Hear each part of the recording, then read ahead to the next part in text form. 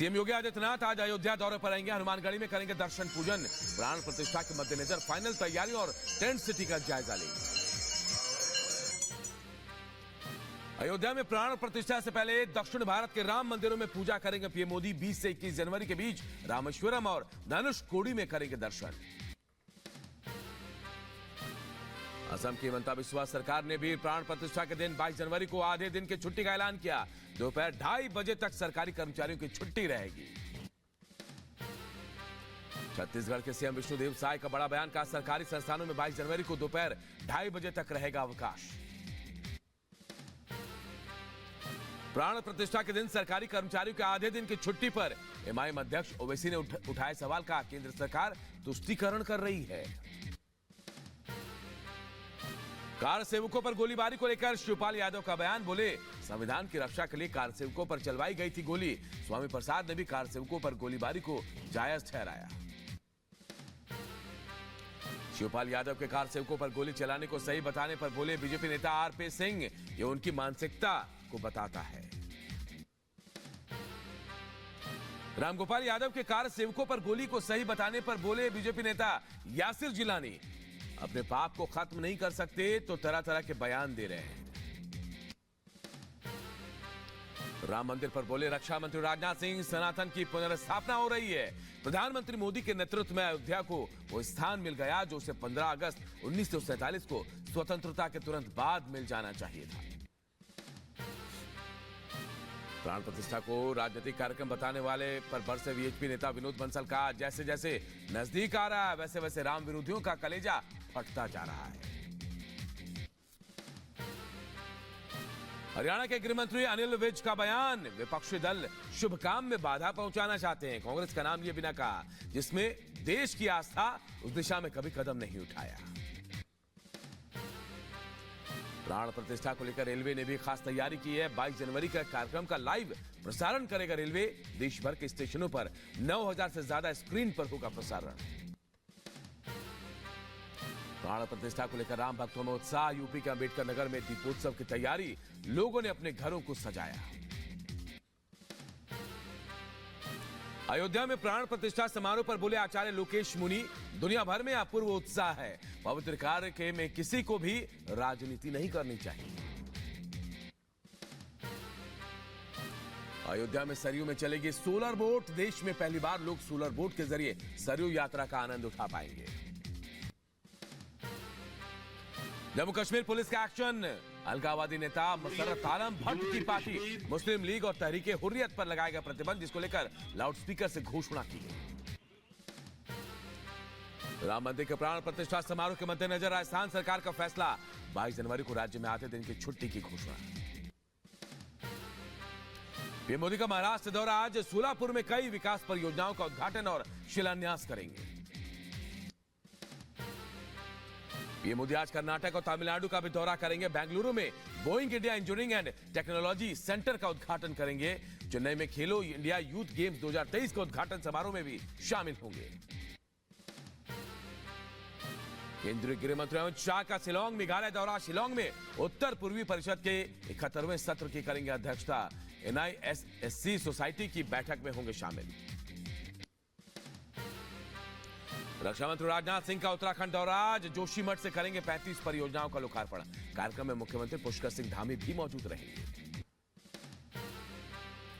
राहुल गांधी की बड़ी मुश्किलें। मानहानि केस में सुल्तानपुर की MP MLA कोर्ट ने किया तलब। 20 फरवरी को कोर्ट में पेश होने का आदेश।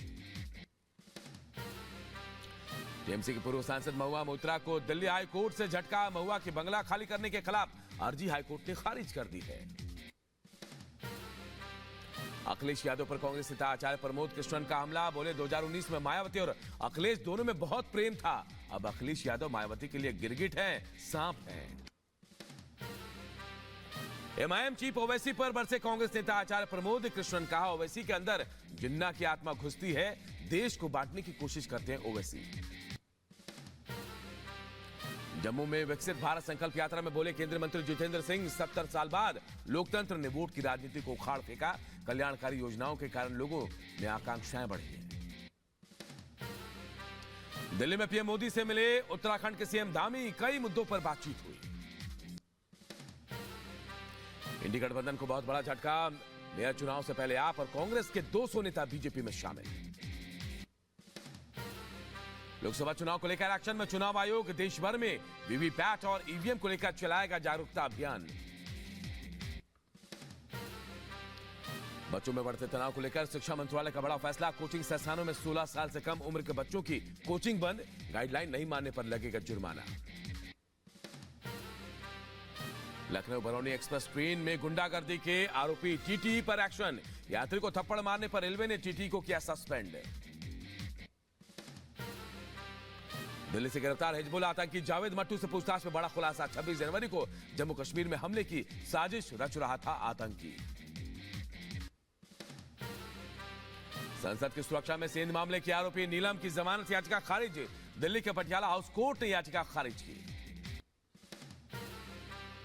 विदेश मंत्रालय ने लाल सागर में जहाजों पर हुए हमले पर कहा, लाल सागर में जो हो रहा है वो चिंताजनक है।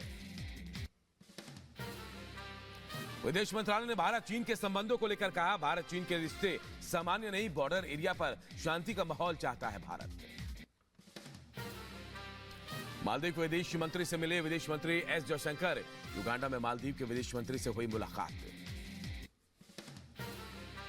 दुबई में गन्ना किसानों को योगी सरकार का बड़ा तोहफा। गन्ने के एमएसपी में 20 रुपए की बढ़ोतरी को योगी कैबिनेट ने मंजूरी दे दी है।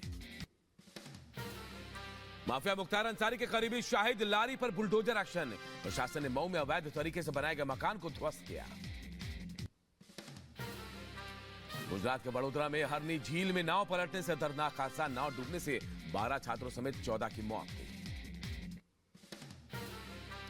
वडोदरा के अस्पताल पहुंचे सीएम भूपेंद्र पटेल। नाव हादसे में रेस्क्यू किए गए लोगों का हालचाल जाना। गुजरात के सीएम भूपेंद्र पटेल ने नाव हादसे की उच्च स्तरीय जांच के निर्देश दिए। बोले, घटना में जिम्मेदार लोगों को बख्शा नहीं जाएगा। पीएम मोदी ने वडोदरा नाव हादसे पर जताया दुख। पीएमओ ने हादसे में मृतकों के परिजनों को 2-2 लाख की मदद और घायलों को 50-50 हजार रुपए की मदद का ऐलान किया है। राष्ट्रपति द्रौपदी मुर्मू ने वडोदरा हादसे पर शोक व्यक्त किया। वहीं गृहमंत्री अमित शाह ने वडोदरा हादसे पर दुख जताया। नाव हादसे पर बोले, गुजरात सरकार में मंत्री हर्ष सांघवी। 2 आरोपियों को पकड़ा गया है।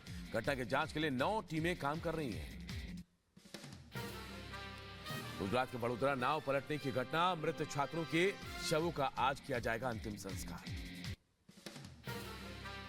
यूपी के बदायूं में पुलिस को मिली बड़ी सफलता। अवैध शस्त्र बनाने वाली फैक्ट्री का भंडाफोड़। 2 आरोपी हिरासत में। यूपी के एटा में पुलिस ने वाहन चोर गैंग का पर्दाफाश किया। 2 चोरों को गिरफ्तार किया। यूपी के बुलंदशहर में मामूली बात को लेकर हुआ विवाद। 2 गुटों में जमकर हुई मारपीट। लाठी डंडे चले। यूपी के बदायूं में मुकदमे में फैसले का दबाव बनाने के लिए गोली मारने का ड्रामा किया गया। मामले में पुलिस ने 2 सगे भाइयों और पिता को जेल भेजा। तेलंगाना में एसीबी का बड़ा एक्शन। रिश्वत के मामले में 3 पुलिसकर्मियों सहित 7 लोगों को गिरफ्तार किया गया। दिल्ली पुलिस ने शालीमार बाग इलाके में 75 लाख की लूट का मामले को सुलझाया है। पुलिस ने 5 बदमाशों को 61 लाख कैश के साथ गिरफ्तार किया है। यूपी के ग्रेटर नोएडा में मोमोज खाने को लेकर 2 गुटों में विवाद, जमकर मारपीट। दिल्ली के सुल्तानपुरी से पुलिस ने 6 बदमाशों को गिरफ्तार किया। बदमाशों से 6 पिस्टल बरामद किए गए। बिहार में अपराधियों के हौसले बुलंद। कटिहार में गोली मारकर पार्षद पति और उसके सहयोगी की हत्या। दिल्ली के पीतमपुरा में घर में लगी भीषण आग में झुलसने से 6 लोगों की मौत। झारखंड के सरायकेला में बड़ा हादसा। ट्रेन की चपेट में आने से 4 लोगों की दर्दनाक मौत। यूपी के एटा में मिट्टी में दबने से 1 महिला की मौत। हादसे में 7 लोग घायल हुए। यूपी के अम्बेडकर नगर में पिकअप और ऑटो में टक्कर से हादसा। दुर्घटना में ऑटो ड्राइवर को आई चोट। इजरायलियों ने गाजा में सबसे कम उम्र के बंधक का पहला जन्मदिन मनाया। बच्चे को 100 दिनों से भी ज्यादा समय से बंदी बनाया गया है।